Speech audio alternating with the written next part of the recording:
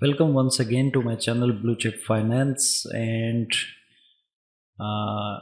in this video of fundamentals of business we are going to discuss about the different styles of economies, or you can say different styles of markets. इस video के अंदर हम economies के या markets के जो around the globe जो different styles हैं उनको डिस्कस करेंगे। और इसके अंदर जैसे ऑब्जेक्टिव्स के अंदर आप देख रहे हैं कि तीन मुख्तलिफ स्टाइल्स, कैपिटलिज़म, सोशलिज़म और मिक्स्ड इकोनॉमीज़ के बारे में हम बात करेंगे। तो सबसे पहले कैपिटलिज़म को डिस्कस करने से पहले थोड़ा सा इन इकोनॉमीज़ का जो स्टाइल का मैंने लफ्ज़ इस्तेमाल किया उसके बारे में थोड़ी सी बात ज़रूरी है। दुनिया के अंदर मुख्तलिफ ममालिक पाए जाते हैं और हर मुल्क के अंदर इकोनॉमीज़ को रन करने का या एक ऐसा निज़ाम जिसके अंदर मईशत आगे बढ़ती है या फलती फूलती है, उस निज़ाम का एक नाम रखा जाता है या वो बन जाता है। तो अगर हम स्टार्ट करें कैपिटलिज़म से, तो जैसे कि नाम से ही ज़ाहिर है सरमायादाराना निज़ाम, इस निज़ाम को समझने के लिए आपको सबसे पहले फ्यूडलिज़म और मर्केंटाइलिज़म को समझना ज़रूरी है, जो कि किसी न किसी हालत में जो डेवलपिंग कंट्रीज़ हैं इनके अंदर आज भी ये पाया जाता है चंद मखसूस इलाक़ों के अंदर। और फ्यूडलिज़म जैसे जागीरदाराना निज़ाम तो तकरीबन 12वीं सदी से पहले यूरोप के अंदर ये फ्यूडलिज़म पाया जाता था। और वहाँ पे जो रूरल एरियाज़ थे वहाँ पे बसने वाले जो लोग हैं वो मुख्तलिफ़ जो फ्यूडल्स उस इलाके के वहाँ पे थे, उनके लिए काम करना, उनके लिए सर्विसेज प्रोवाइड करना वो उनके लिए ज़रूरी कंसिडर किया जाता था, जो कि आज भी अगर लेस डेवलपिंग कंट्रीज़ के अंदर ऐसे तमाम इलाके जो कि अर्बनाइजेशन से या अर्बन एरिया से दूर कंसिडर किए जाते हैं, वहाँ पे आज भी ये सिस्टम पाए जाते हैं। फिर आहिस्ता आहिस्ता इस निज़ाम से लोग थोड़ा सा दूर हुए और मर्केंटाइलिज़म का वजूद आया। और मर्केंटाइलिज़म ये है कि दो मुख्तलिफ़ इलाक़ों के लोग आपस में चीज़ें एक्सचेंज करना शुरू हो गए, और ये निज़ाम भी काफ़ी अरसा रहा जिससे लोग कुछ खातिर ख्वाह फ़ायदा लोगों को नहीं हुआ। उसकी वजह ये थी कि एक इलाके में जो चीज़ें प्रोड्यूस की जाती थी वो ज़रूरी नहीं है कि दूसरे इलाके के लोगों को उनकी ज़रूरत महसूस हो। अक्सर औक़ात उनकी ज़रूरत की भी होती थी, लेकिन अक्सर औक़ात ऐसा नहीं भी होता था, तो उसके अंदर भी एक कहीं ना कहीं एक प्रॉब्लम था। तो इसी दौरान जो यूरोप के जो अर्बन एरियाज़ थे वहाँ पे मुख्तलिफ़ प्राइवेट ऑनरशिप के अंदर मुख्तलिफ़ फैक्ट्रीज़, मैन्युफैक्चरिंग जहाँ पे छोटी मोटी शुरू हुई, तो ये रूरल एरियाज़ के लोग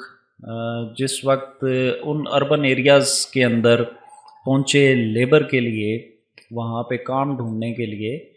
तो ये सिस्टम फ्यूडलिज़म और मर्केंटाइलिज़म आहिस्ता आहिस्ता ये ख़त्म होना शुरू हो गए। उसकी वजह ये थी कि प्राइवेट ऑनरशिप के अंदर जिस वक्त मुख्तलिफ़ कैपिटलिस्ट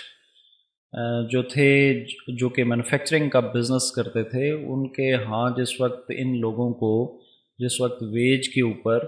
یا ایک خاص قسم کے مزدوری کے اوپر جس وقت ان کو کام ملنے شروع ہو گئے تو ان کا لیونگ سٹینڈرڈ پہلے سے بہتر ہونا شروع ہو گیا، تو لوگ جو ہیں وہ زیادہ انہوں نے پریفر کرنا شروع کر دیا اربن ایریاز کی طرف مائیگریٹ کرنے کا۔ اور اگر آپ اپنے ملکوں کے اندر اس بات کو دیکھیں تو یہاں پہ بھی یہی ٹرینڈ پایا جاتا ہے۔ اگر آپ ماضی میں تھوڑا سا جھانکیں اور آج کے دور میں جو ایک واضح تبدیلی ہے اس کے پیچھے کہیں نہ کہیں آپ کو کارپوریٹ کلچر یا بزنس کا وجود اس کا ذمہ دار ضرور ہے کہ لوگوں کے لیونگ سٹینڈرڈ، ان کے انکم اور ان کا جو کنزیوم کرنے کے پیٹرنز ہیں، جو کہ ہم کل کی ویڈیو کے اندر بھی ہم نے کافی ڈیٹیل سے ڈسکس کیا، یہ لوگوں کے اندر یہ چیزیں بڑی تبدیلی لے کے آتی ہیں اور لوگ بہتری کی طرف ضرور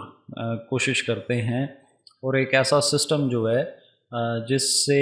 کمپیریٹیولی ان کو دوسرا سسٹم بہتر لگ رہا ہو تو وہ اس سسٹم کو ضرور چھوڑتے ہیں۔ تو کیپٹلزم یا سرمایہ دارانہ نظام ایک ایسا نظام ہے کہ جس کے اندر جو بزنس کی جو آنرشپ ہے یہ پرائیویٹ ہاتھوں کے اندر ہوتی ہے، اور گورنمنٹ انٹرونشن اس کے اندر کسی بھی صورت میں نہیں پائی جاتی۔ تو پرائیویٹ آنرشپ اور پریویس جو سسٹم ہے فیوڈلزم اور مرکنٹائلزم، اس سے آگے بڑھتے ہوئے کیپٹلزم ایک نئی چیز کے طور پہ، ایک نئے وے آف لیونگ یا ایک نئے وے آف بزنس کے طور پہ یہ چیز سامنے آئی۔ اور اس کے اندر جو پراپرٹی کے رائٹس ہیں، جس طرح بزنس کے اندر مختلف پراپرٹیز ہیں یا اوورال ملک کے اندر جتنی بھی پراپرٹیز ہیں جو کہ پرائیویٹ ہاتھوں کے اندر ہوتی ہیں، اس کی آنرشپ یہ بھی پرائیویٹ لوگوں کی ہاتھوں کے اندر اس کی آنرشپ یا اس کی ملکیت ہوتی ہے، اور ان کے لیے اپنی پراپرٹیز کو ایکسچینج کرنا انہیریٹنس کے اوپر اگر آپ دیکھ لیں، وراثت کے اعتبار سے، یا یہ اگر کسی کو گفٹ کرنا چاہیں تو اس کے اوپر کوئی روک ٹوک نہیں ہوتی۔ پھر اس کے بعد پرائیویٹ آنرشپ پروموٹس ایفیشنسی۔ تو یہ اوپر کی جو دو چار باتیں ہیں، یہ اس کو آپ کنٹرول، اس کو آپ مارکیٹ اکانومی بھی، پرائیویٹ اکانومی بھی آپ بول سکتے ہیں، مارکیٹ اکانومی بھی آپ بول سکتے ہیں، کہ سب کچھ پرائیویٹ ہاتھوں کے اندر ہوتا ہے۔ اکنامک ایکٹیویٹیز، جیسے کہ آپ کو پتہ ہے کہ کوئی بھی چیز پروڈیوس کرنے کے 4 فیکٹرز آف پروڈکشن ہیں: لینڈ، لیبر، کیپٹل، آرگنائزیشن یا انٹرپرینورشپ، یہ تمام کے تمام پرائیویٹ ہاتھوں کے اندر ہوتا ہے۔ اچھا، اب جس وقت بزنس کسی بھی اکانومی کے اندر پرائیویٹ ہاتھوں کے اندر ہوتا ہے تو وہ اس کے اندر ایک بات تو طے ہے کہ اس کے اندر ایفیشنسی ضرور بڑھتی ہے۔ اس کی وجہ یہ ہے کہ ایز بینگ این انٹرپرینورشپ یا انٹرپرینورر، اگر میرے ہاتھ میں آنرشپ ہے تو میں اپنے کیپٹل کو ایفیشنٹ بنانے کی ہر ممکن کوشش کروں گا، اور یہ انسانی نیچر ہے کہ وہ اس کے ہاتھ میں جتنی بھی پوزیشن ہے، جتنی بھی آنرشپ ہے، اس کو وہ بڑھانے کی کوشش کرتا ہے، اور یہی وجہ ہے کہ وہ بڑھانے کے لیے کمپٹیشن کے اندر ایک دوسرے کے مقابلے میں بہتر سے بہتر چیز بنانے کی کوشش کرے گا۔ پھر فیکٹرز آف پروڈکشن، جو کہ ہم آلریڈی ڈسکس کر چکے ہیں کہ میں نے کیا پروڈیوس کرنا ہے، کتنی کوانٹٹی کے اوپر پروڈیوس کرنا ہے، یہ سب پرائیویٹ ہاتھوں کے اندر ہوتا ہے، اور گورنمنٹ انفلوئنس جو ہے وہ اس کے اندر نہیں پایا جاتا۔ گورنمنٹ انفلوئنس سے مراد یہ ہے کہ فار ایگزامپل گورنمنٹ آپ کو بالکل نہیں منع کرتی کہ آپ نے کیا چیز پروڈیوس کرنی ہے، کتنی کوانٹٹی کے اندر پروڈیوس کرنی ہے، اور سب سے بڑھ کر بات کہ جو پرائس میکنزم ہے وہ آپ کی مارکیٹ فورسز ڈیسائیڈ کرتی ہیں۔ پرائس میکنزم کے بارے میں اگر آپ کا اکنامکس کا بیک گراؤنڈ ہے تو پھر تو ٹھیک ہے، آپ کو معلوم ہوگا، لیکن اگر آپ کا اکنامکس کا بیک گراؤنڈ نہیں ہے تو پرائس کے بارے میں یاد رکھیں کہ یہ ڈیمانڈ اینڈ سپلائی کی جو فورسز ہیں وہ ڈیسائیڈ کرتی ہیں. جہاں پہ ڈیمانڈ یعنی طلب اور سپلائی یعنی رسد یہ دونوں آپس میں برابر ہو جائیں، یعنی جتنی چیزیں مارکیٹ میں ڈیمانڈ کی جا رہی ہیں اتنی چیزیں مارکیٹ میں اویلیبل ہیں، تو اس جگہ کے اوپر پرائس سٹیبل ہو جاتی ہے. اور باقی اگر ان کے اندر اتار چڑھاؤ اگر آئے تو اس کے نتیجے میں پھر پرائس بھی چینج ہو جاتی ہے according to the change in demand and supply. اور پھر اس کے بعد کیپٹلسٹ اکانومی جو ہے ایسی اکانومی، ایسی معیشت کہ جس کے اندر تمام کاروبار پرائیویٹ ہاتھوں کے اندر ہے، تمام ملکیت ان کے ہاتھوں کے اندر ہے، انہوں نے کیا پروڈیوس کرنا ہے، کتنی کوانٹٹی کے اندر پروڈیوس کرنا ہے، یہ ساری چیزیں جس وقت ان کے ہاتھوں میں ہیں تو کمپٹیشن، پھر ایفیشنسی اور اسی طرح پروفٹ موٹیویشن کہ کیپٹلسٹ اکانومیز کے اندر جتنے بھی سرمایہ دار ہیں لازمی بات ہے کہ وہ پروفٹ ان کو موٹیویٹ کرتا ہے، اور وہ پروفٹ موٹیویشن کے اندر زیادہ سے زیادہ پروفٹ کو حاصل کرنے کی کوشش کرتے ہیں. اور جس وقت پروفٹ موٹیویشن ہو، ایفیشنسی ہو یا کمپٹیشن ہو تو آپ کو پتہ ہے کہ ایسی صورت میں پھر کاروبار جو ہے وہ بہت زیادہ آگے جاتا ہے، پھلتا پھولتا ہے، جس کی وجہ سے بہت ساری چیزیں وہ مارز وجود میں آتی ہیں جو کہ اس سے پہلے، اگر آپ یہ اس کو اوپر غور کریں فیوڈلزم کو اور مرکنٹائلزم کو، تو آپ بڑی آسانی کے ساتھ اس بات کو سمجھ سکتے ہیں، انڈرسٹینڈ کر سکتے ہیں کہ کیپٹلزم اس کے بعد جس وقت آیا تو اس نے کیا کیا تبدیلیاں لے کے آیا ہوگا. اس بات سے انکار نہیں کیا جا سکتا کہ بہت بڑا طبقہ اس نے کیپٹلزم سے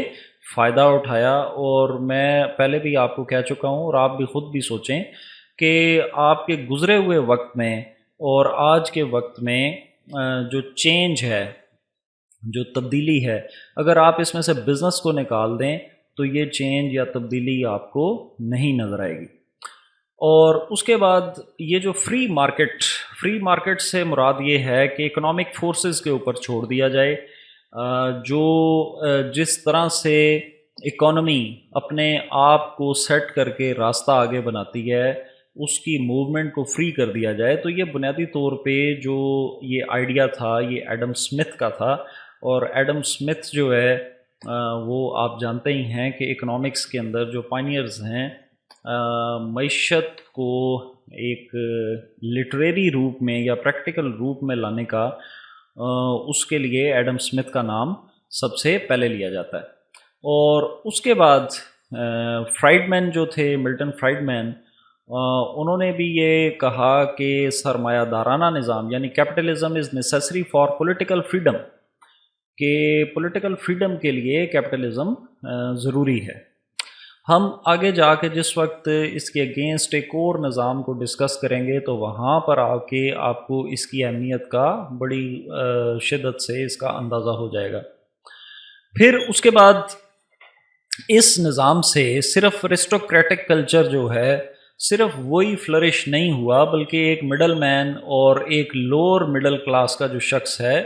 اس نے بھی کیپٹلزم سے بھرپور فائدہ اٹھایا. فار ایگزامپل اگر آپ اپنے دیہی علاقوں کے اندر دیکھیں تو جہاں پہ کام نہ ہونے کے برابر ہے، یا آپ گزرے وقتوں کو اپنے مائنڈ میں لائیں تو اس وقت وہاں پہ جب فیوڈلزم کا دور تھا تو فیوڈلزم کے اندر وہاں پر لوگ باؤنڈ ہیں کہ ان کو جو دیا جاتا تھا ان کو اسی پہ اکتفا کرنا پڑتا تھا. لیکن جس وقت کیپٹلزم مارز وجود کے اندر آیا اور اربن ایریاز کے اندر جس وقت بزنسز رن ہونا شروع ہوئے پرائیویٹ آنرشپ کے اندر، تو لازمی بات ہے کہ وہاں پر کام کرنے کے لیے لیبر یا ویج، آپ کہہ لیں ویج کے اوپر، یا باقاعدہ طور پہ سیلریڈ پرسن کے طور پہ،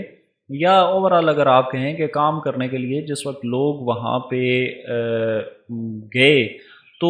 ان کا جو لیونگ سٹینڈرڈ ہے، جو پہلے بھی بات ڈسکس ہو چکی ہے کہ ان کو اس کے اگینسٹ اچھے پیسے ملے جو کہ ان کو ان دیہی علاقوں کے اندر نہیں ملتے تھے. اور اس کے نتیجے میں کیپٹلزم کے بارے میں ایک تنقید جو ہے جو بہت زیادہ کی جاتی ہے وہ تنقید یہ کی جاتی ہے جی کہ یہ سرمایہ دارانہ نظام یعنی کہ جو فلو ہے پیسے کا وہ ایک مخصوص کلاس جو ہے اس کی طرف جاتا ہے، لیکن آپ اس بات سے انکار نہیں کر سکتے، یہ بات درست ہے کہ یہ اس میں ایک طبقہ امیر سے امیر تر ہوتا جاتا ہے، لیکن آپ اس بات سے بھی انکار نہیں کر سکتے کہ جو مڈل مین ہے یا لوور مڈل کلاس ہے وہ اس کی زندگی کے اندر بھی خاطر خواہ تبدیلیاں آئی ہیں۔ پھر اس کے نتیجے میں اگر بزنس جو ہے وہ اگر فلرش کرے گا کسی بھی ملک کے اندر، تو اس ملک کے اندر جو اس کی اکنامک گروتھ ہے، یعنی کہ ظاہر ہے کہ اگر ایک کیپٹلزم یا سرمایہ دارانہ نظام کے اندر جس وقت سرمایہ کو حرکت میں لایا جاتا ہے تو اس سے بہت ساری چیزیں پروڈیوس کی جاتی ہیں، اور جس وقت چیزیں پروڈیوس کی جائیں گی تو اس ملک کے اندر جو گراس ڈومیسٹک پروڈکٹ ہے اس ملک کے اندر پیدا ہونے والی ایک خاص مدت میں جو پیدا ہونے والی جو چیزیں ہیں وہ بڑھیں گی، جس کے نتیجے میں اکنامک گروتھ جو اس کی معاشی نمو آپ کہہ سکتے ہیں کہ وہ ضرور بڑھے گی، اور وہ جس وقت بڑھتی ہے تو اوورال پورے ملک کے اوپر اس کا اثر جو ہے وہ فیل کیا جاتا ہے۔ اور اس کے بعد ایفیشنسی ہے اور ایمپلائمنٹ ہے اور انوویشن۔ ایفیشنسی ایک بڑا ڈیپ ورڈ ہے، اس کو اکنامک سینس کے اندر جس وقت ہم دیکھتے ہیں تو ہم اکنامکس کے اندر ہم ریسورس کا ذکر کیے بغیر نہیں رہ سکتے کہ آپ ریسورس کے طور پر آپ دیکھیں کہ ہیومن ریسورس بھی ایک ریسورس ہے، اگر آپ را میٹیریل کو دیکھیں تو وہ بھی ایک ریسورس ہے، لیکن ہم ایفیشنسی کا جس وقت ذکر کرتے ہیں تو ہم یہ بات کہتے ہیں کہ آپ ریسورس کوئی بھی جس وقت یوز کرتے ہیں تو اس کو کتنا بہتر سے بہتر یوز کر سکتے ہیں، آپ جتنا بہتر سے بہتر یوز کریں گے آپ وہ آپ کی ایفیشنسی کنسیڈر کی جائے گی۔ فار ایگزامپل اگر را مٹیریل ہے تو را مٹیریل کے اندر اگر آپ اس کو یوز کرتے ہوئے جس وقت فنش پروڈکٹس بناتے ہیں تو اس کے اندر اگر آپ را مٹیریل ویسٹ کر رہے ہیں تو اٹ مینس کہ آپ را مٹیریل کو یوز کرنے کے اندر ایفیشینٹ نہیں ہیں۔ اسی طرح اگر ہیومن ریسورس کی بات کی جائے تو ہیومن ریسورس کے اندر فار ایگزامپل ایک آپ کا امپلائی ہے اور اس کے اندر ایک خاص سکل موجود ہے جو کہ باقی کسی امپلائی کے اندر نہیں ہے، اور اگر آپ اس سکل کو نہیں یوز کر رہے یا آپ کی نظر میں نہیں وہ آ رہا یا آپ اس کو سمجھنے کی کوشش نہیں کر رہے تو اٹ مینس کہ آپ اس ہیومن ریسورس کو آپ ان ایفیشینٹلی آپ اس کو یوز کر رہے ہیں۔ تو پرائیویٹ جو آنرشپ ہوتی ہے، کیپٹلسٹ جو ہوتے ہیں وہ آپ کو یہ بات بخوبی معلوم ہونی چاہیے کہ وہ ریسورسز کو یوٹیلائز کرنے کے اندر بہت زیادہ ایفیشینٹ ہوتے ہیں، تو اس سے آپ کی ایفیشنسی جو ہے وہ بھی انکریز ہوتی ہے۔ پھر اگر بزنس ملک کے اندر بڑھے گا تو پھر اس صورت کے اندر لازمی سی بات ہے، اس کے اوپر زیادہ بات کرنے کی ضرورت نہیں ہے، یہ ہم کل بھی ویڈیوز کے اندر یہ ڈسکس کر چکے ہیں کہ اس سے ایمپلائمنٹ اور انوویشن، بہتر سے بہتر چیز پیدا کرنے کی جستجو اور ایمپلائمنٹ یہ لازمی طور پہ یہ کریٹ ہوں گی۔ تو یہ اس کے 15-16 پوائنٹس ہیں کیپٹلزم کے، اور ان کو آپ اپنی سمجھ کے مطابق بھی آپ ایکسٹینشن کر سکتے ہیں ان کے اندر۔ جو دوسرا نظام تھا وہ تھا سوشلزم۔ اب سوشلزم کو بھی سمجھنے سے پہلے، جیسے کیپٹلزم کو سمجھنے سے پہلے میں نے آپ کو کہا تھا کہ آپ فیوڈلزم اور مرکنٹائلزم کو سمجھنا آپ کے لیے بڑا ضروری ہے، کیونکہ کیپٹلزم ایک ایسا درخت آپ کہہ سکتے ہیں کہ جو درخت پیدا فیوڈلزم اور مرکنٹائلزم کے بیچ میں سے ہوا ہے۔ بالکل اسی طرح سوشلزم کو اگر آپ دیکھیں تو آپ تھوڑا سا بیک گراؤنڈ پہلے اس کا لیں، کیونکہ یہ سوشلزم یا کسی حد تک کمیونزم کو بھی اس کے ساتھ میں لانے کی کوشش کی جاتی ہے، کسی حد تک کہہ بھی سکتے ہیں آپ، لیکن یہ وے آف تھنکنگ ہے کیا اور یہ پیدا کیوں ہوا لوگوں کے بیچ میں؟ تو اس سے پہلے آپ جو کیپٹلزم ابھی جو ہم نے ڈسکس کیا ہے اس کا ایک آؤٹ کم آپ جان لیں تو آپ کو سمجھ آ جائے گی. پوزیشن آن ریسورس، یہ پہلے دن سے یہ دنیا کے اندر یہ جھگڑا رہا ہے، اور جو آج تک کسی نہ کسی صورت میں یہ جھگڑا چلتا آ رہا ہے اور یہ اپنی مختلف حالتیں بدلتا رہتا ہے. اگر کیپٹلزم کے اندر دیکھیں تو اس کے اندر ایک بات تھی کہ اس کے اندر جو فلو آف ویلتھ ہے وہ ایک اسپیسیفک کلاس کی طرف زیادہ ہوتا ہے. یہ ہم اس وقت بھی میں نے بولا کہ اس سے ہم انکار نہیں کر سکتے کہ اس سے ایک بہت بڑی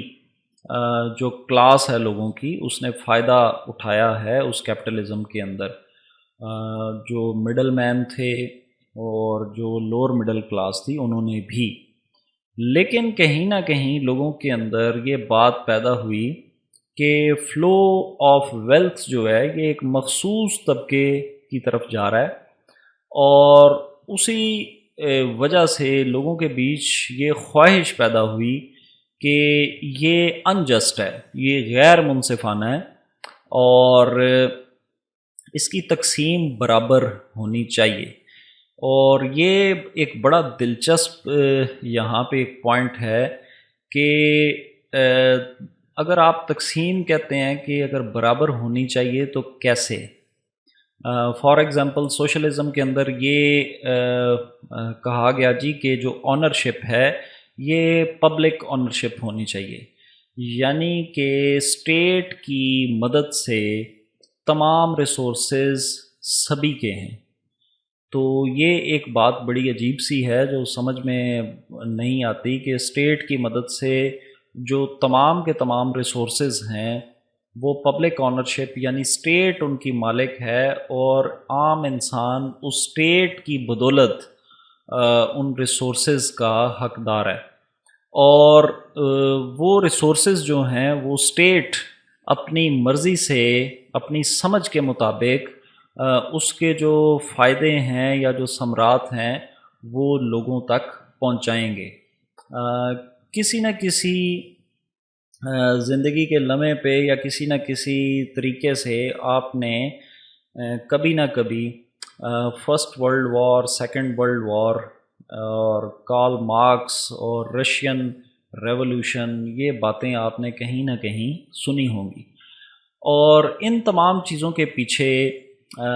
یہی خیال کار فرما تھا کہ جس کے نتیجے میں یہ فائنلی یہ چیزیں پھر دنیا کے اوپر یہ پیدا ہوئیں، اور اس سوچ کے ساتھ دنیا میں کروڑوں لوگ جو ہیں وہ فائنلی مارے گئے. اور پبلک آنرشپ کے اندر resources should be used to satisfy human wants. ٹھیک ہے جی، کہ جو ریسورسز ہیں آپ کے ان کو آپ ہیومن وانٹس، جو انسانی خواہشات ہیں، ایک خاص خطے میں بسنے والے جو لوگ ہیں ان کی انسانی خواہشات جو ہیں ان کو پورا کرنے کے لیے ان ریسورسز کو ہر قیمت پہ یوز کیا جائے. Socialism and communism both oppose capitalism.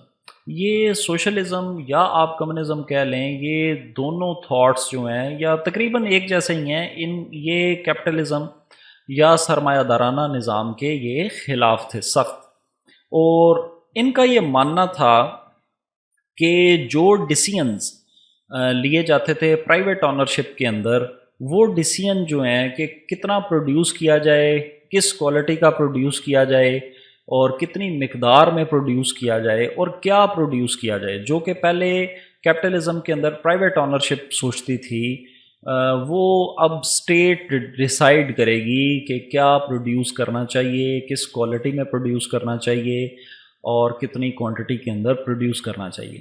پھر state is liable to provide food, health and fulfil need.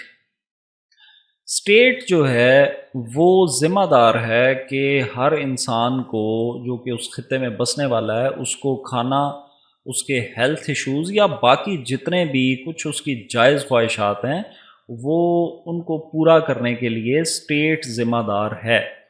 اور ساتھ ساتھ آپ اپنے مائنڈ میں یہ بھی لے کے آتے جائیں کہ کیسے. فارمر سوویت یونین اور Nazi Germany, Cuba, Venezuela, China, یہ تمام ممالک یہ اس جو طرز فکر تھا اس سے متاثر ہوئے بغیر نہیں رہ سکے، اور یہی وجہ ہے کہ یہ جو سوشلزم ہے اس کا بہت زیادہ اثر جو ہے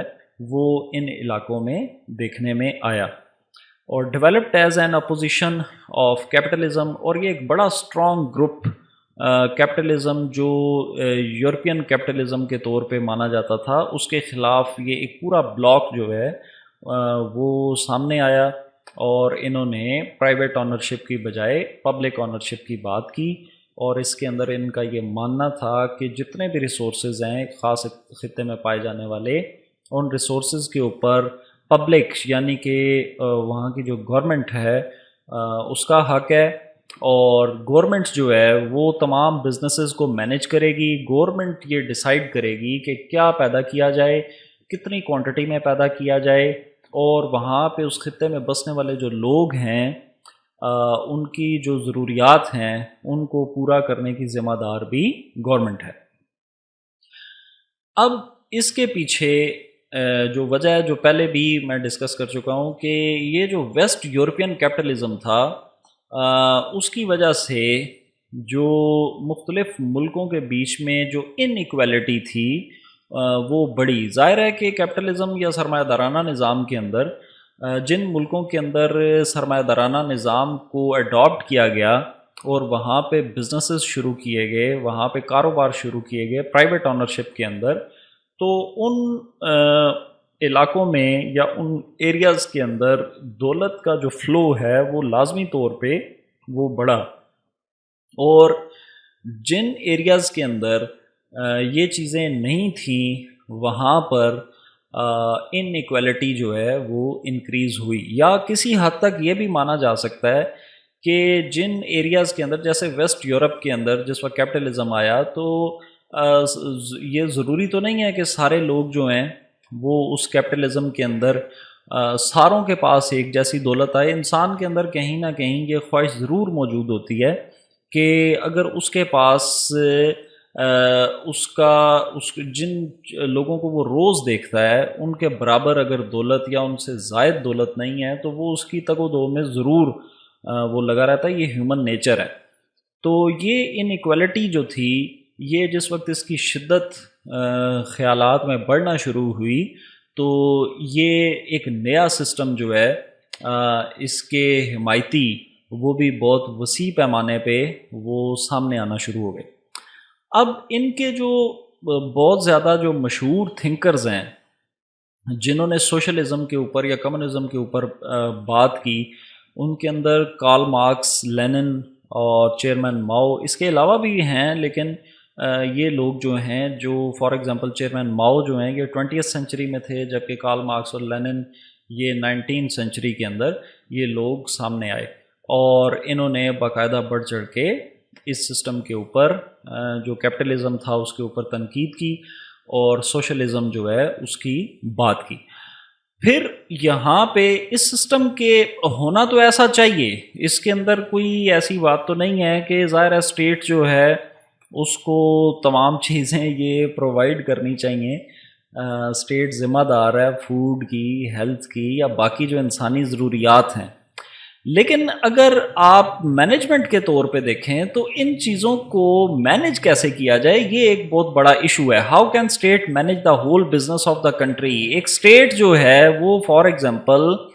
اگر آپ جس ملک کے اندر بھی رہتے ہیں اس ملک کے اندر رہتے ہوئے آپ دیکھ لیں کہ جو آج کے دور میں جو نظام ہے اس کے اندر جو لمیٹڈ آفیسز اسٹیٹ ہولڈ کرتی ہے اس اسٹیٹ سے وہ مینج نہیں ہوتے، تو اتنے بڑے بزنس کو کہ فار ایگزامپل اسٹیٹ جو ہے وہ ٹیکسٹائل کو بھی دیکھے گی، اسٹیٹ جو ہے وہ ایگریکلچر کو بھی وہ دیکھے گی، اسٹیٹ جتنی بھی پروڈکٹس ہیں ایون میڈیسن، آپ کی مینوفیکچرنگ کی انڈسٹریز جتنی ہیں، جتنی سروسز پرووائڈ کی جاتی ہیں، اسٹیٹ ان سب کو دیکھنے کی، ان کو رن کرنے کی ذمہ دار ہے۔ تو یہ کیسے ممکن ہے؟ اسٹیٹ اتنے بڑے پیمانے کے اوپر اس کو مینیج کیسے کرے گی؟ دوسرے نمبر کے اوپر ایک اور بات یہاں پہ پیدا ہو جاتی ہے کہ جاب چوائس اور incentive issues. Job choice for example as being a citizen, state مجھے بتائے گی کہ میں نے کیا کام کرنا ہے. ہو سکتا ہے وہ میری مرضی کا نہ ہو یا میں اس کو کرنا پسند نہ کروں. تو یہ مطلب کیسے ممکن ہے کہ اسٹیٹ مجھے کیسے باؤنڈ کر سکتی ہے کہ میں ایک خاص قسم کی جاب جو کہ میں کرنا پسند نہیں کرتا وہ کروں. پھر ایک اور ایشو اس کے اوپر بن جاتا ہے انسینٹیو ایشو. فار ایگزامپل ہو سکتا ہے کہ میں کنسیڈر کرتا ہوں کہ میرے اندر جو اسکل ہے وہ اس کے مقابلے میں مجھے اس کا انسینٹیو کم مل رہا ہے، تو میرے پاس کوئی چوائس نہیں ہے اس کے اندر کہ میں اسٹیٹ کو ڈینائی نہیں کر سکتا. تو یہ ایشو بھی اس کے اندر پایا جاتا ہے جو کہ انجسٹ ہے.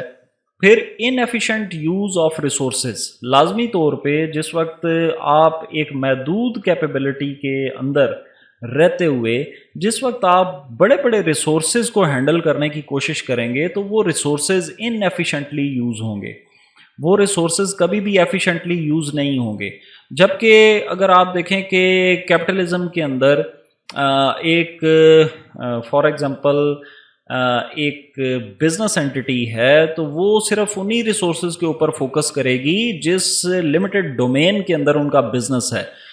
لیکن اگر اسٹیٹ اگر بزنسز کو دیکھ رہی ہے تو اسٹیٹ جس وقت بزنسز کو دیکھے گی تو وہ پورے ملک کے ریسورسز کو سامنے رکھے گی، تو وہ اس کے اندر ان ایفیشینٹ یوز لازمی طور پہ بڑھے گا.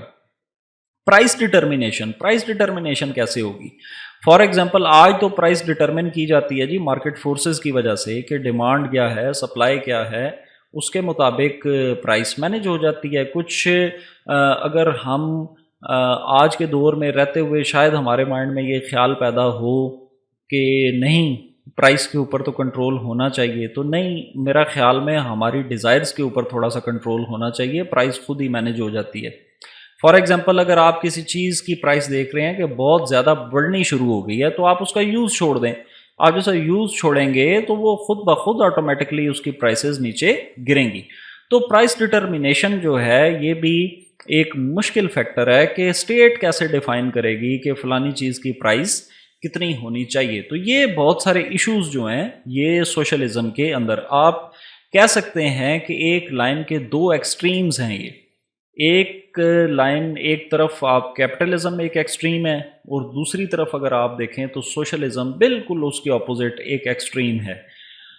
اب سوال یہ پیدا ہوتا ہے کہ آج کے دور میں کون سی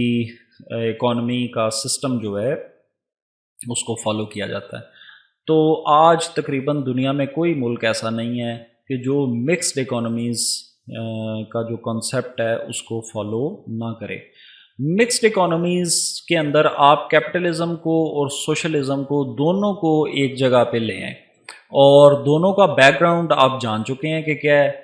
کہ کیپٹلزم کے اندر ایک سرمایہ دارانہ نظام ہے. تو مکسڈ اکانومی کے اندر سرمایہ دار کو آج بزنس کرنے کی فلی آزادی ہے کہ وہ ایک ڈومین کے اندر رہتے ہوئے ہر ملک کے اندر کچھ چیزیں پروڈیوس کرنے کی اجازت ہوتی ہے، کچھ چیزیں پروڈیوس کرنے کی اجازت نہیں ہوتی.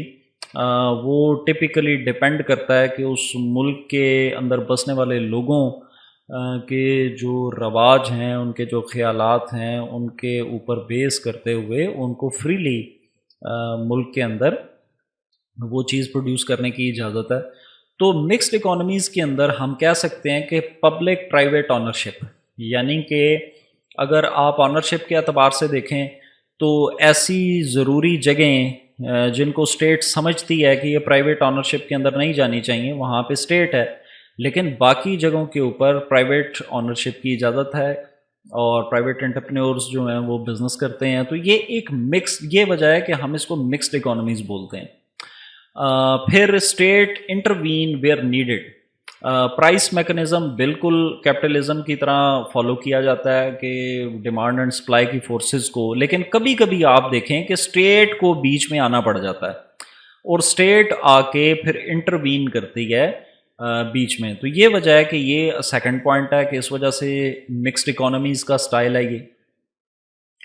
اچھا، اس کی ایک بیسٹ ایگزامپل سمجھنے کے لیے آپ یہ دیکھیں کہ فار ایگزامپل آپ ایئرپورٹ کی ایک ایگزامپل کو اپنے سامنے رکھیں. ایئرپورٹ کے اوپر اگر آپ دیکھیں تو جو بہت ہائیلی سینسٹیو آپ کی جو ڈومینز ہیں ان کے اندر آپ کو اسٹیٹ نظر آئے گی. اور لیکن آپ وہاں پہ اگر آپ دیکھیں فار ایگزامپل وہاں پہ مختلف ریسٹورنٹس ہیں، فار ایگزامپل وہاں پہ کوئی خاص قسم کی ایسی سروس پرووائڈ کی جا رہی ہے جو کہ اسٹیٹ سمجھتی ہے کہ یہ پرائیویٹ آنرشپ کے اندر آنی چاہیے، تو ایئرپورٹ کے اوپر آپ دیکھیں گے کہ یہ آپ کو دونوں نظر آئیں گے. اسی طرح مختلف بزنسز کو آپ جس وقت دیکھیں گے بغور، تو وہاں پہ آپ کو پرائیویٹ آنرشپ اور پبلک آنرشپ دونوں آپ کو نظر آئیں گی. پھر اس کے بعد پرائس جو ہے یہ میں ڈسکس کر چکا ہوں ابھی کہ پرائس ان اکانومیز کے اندر مارکیٹ فورسز ڈیسائیڈ کرتی ہیں، یعنی ڈیمانڈ اور سپلائی یہ دونوں ڈیسائیڈ کرتی ہیں کہ وٹ پرائس شوڈ بی. لیکن کبھی کبھی آپ دیکھیں کہ جس وقت پرائس ایک حد سے بڑھ جاتی ہے تو کبھی کبھی آپ کو گورنمنٹ جو ہے وہ پرائس کو ڈیسائیڈ کرنے میں انٹروین کرتی ہوئی آپ کو نظر آئے گی. فار ایگزامپل اگر شوگر کی پرائس ایک حد سے بڑھ رہی ہے تو گورنمنٹ جو ہے وہ پھر اس کے اندر انٹروین کرے گی اور یہ سمجھنے کی کوشش کرے گی کہ یہ جو شوگر کی پرائس ہے وہ اس حد سے تجاوز کیوں کر رہی ہے، اور وہ اس کو فکس کرنے کی بھی مجاز ہے، وہ کسی وقت بھی انٹروین کرتے ہوئے ان پرائسز کو فکس کر سکتی ہے. Properties owned by public and private, یہ بھی اوپر یہ آنرشپ میں ڈسکس کر چکا ہوں کہ جو اسٹیٹ سمجھتی ہے کہ یہ پراپرٹیز جو ہیں یہ پبلک آنرشپ کے اندر رہنی چاہیے، وہ اسٹیٹ جو ہے وہ اپنے لیے ریزرو رکھتی ہے یہ رائٹ کہ ان پراپرٹیز کے اوپر اپنی اسٹیٹ آنرشپ یا پبلک آنرشپ جو ہے وہ رکھ سکتی ہے. لیکن باقی پرائیویٹ پراپرٹیز کی آنرشپ کی بھی اجازت ہے. لوگ زمینیں لیتے ہیں، لوگ بزنسز کرتے ہیں، لوگ زمینیں اور بزنسز آزادی کے ساتھ بیچتے ہیں، اس کے اوپر کوئی ریسٹرکشن نہیں ہے. پھر آل سیکٹرز ورک ٹوگیدر، تمام سیکٹرز جو ہیں وہ مل کر ایک نظام کو چلاتے ہیں. اسٹیٹ اور جو پرائیویٹ سیکٹر ہے آپ کا، جو سرمایہ دار ہیں وہ مل کر ایک معیشت کو رن کرنے کی کوشش کرتے ہیں. یہ دونوں آپس میں سیپریٹ نہیں ہو سکتے. جہاں پہ سیپریٹ ہوں گے وہاں پہ مسائل پیدا ہونے شروع ہو جائیں گے. لیکن مکسڈ اکانومیز کے اندر اس وقت دنیا میں جہاں کہیں بھی آپ دیکھیں گے تو یہ تمام سیکٹرز جو ہیں یہ آپس میں مل کے کام کرتے ہیں. پھر cooperation of state, cooperation of state یہ ہے کہ فار ایگزامپل انڈسٹریز جو ہیں، مختلف انڈسٹریز ایسی ہیں جن کو کوآپریشن کی ضرورت ہوتی ہے، اور ان انڈسٹریز کو ان کو بہتر کرنے کے لیے، ان کو مزید پروگریسو کرنے کے لیے، ان کی گروتھ میں اضافہ کرنے کے لیے، ان انڈسٹریز کو بڑھانے کے لیے اسٹیٹ ان کے ساتھ کوآپریٹ کرتی ہے. جیسے مختلف فار ایگزامپل زونز ایسے بنا دیے جاتے ہیں جہاں پہ ٹیکس جو ہے اس کی ریڈکشن دے دی جاتی ہے، یا مختلف سہولیات جو ہیں وہ وہاں پہ پہنچائی جاتی ہیں اسٹیٹ کی طرف سے، یا فار ایگزامپل پرائیویٹ سیکٹر کو بزنس کرنے کے لیے لونز یا مختلف قسم کے فنڈز یا مختلف قسم کی ایڈز دی جاتی ہیں. تو یہ تمام کی تمام جو ہیں یہ مکسڈ اکانومیز کے اندر کوآپریشن آف اسٹیٹ کے زمرے میں آتا ہے. اس کے بعد فریڈم ٹو پروڈیوس، اور فریڈم ٹو پروڈیوس کے اوپر بھی پہلے بات ہو چکی ہے کہ ایک ڈومین کے اندر رہتے ہوئے، جیسے فار ایگزامپل کسی خاص ایریا کے اندر ہو سکتا ہے خاص قسم کی چیز کو وہاں پہ رہنے والے لوگ پسند نہیں کرتے، یا آپ کہہ سکتے ہیں کہ وہ ایک ریلیجن کو فالو کرتے ہوئے اس چیز کو ریلیجن کی اندر اس کی اجازت نہ ہونے کی وجہ سے اس چیز کو ڈس لائک کرتے ہیں. تو ایسی چیزیں جسٹ پروڈیوس کرنے کی اجازت نہیں ہے. باقی ہر طرح کی چیز جو ہے، جو بھی جس سے ہیومن بانڈس جو ہیں وہ سیٹسفائی ہوتی ہیں، ان کو اجازت دی جاتی ہے. جیسے فار ایگزامپل ایک اور ایگزامپل ہے کہ جیسے ڈرگز ہیں مختلف قسم کی، تو دیکھیں وہ بھی تو سیٹسفائی کرتی ہیں کسی نہ کسی حد تک. جو ان ڈرگز کو یوز کرنے والا ہے وہ بھی اپنی سیٹسفیکشن ان سے لیتا ہے ان چیزوں سے، لیکن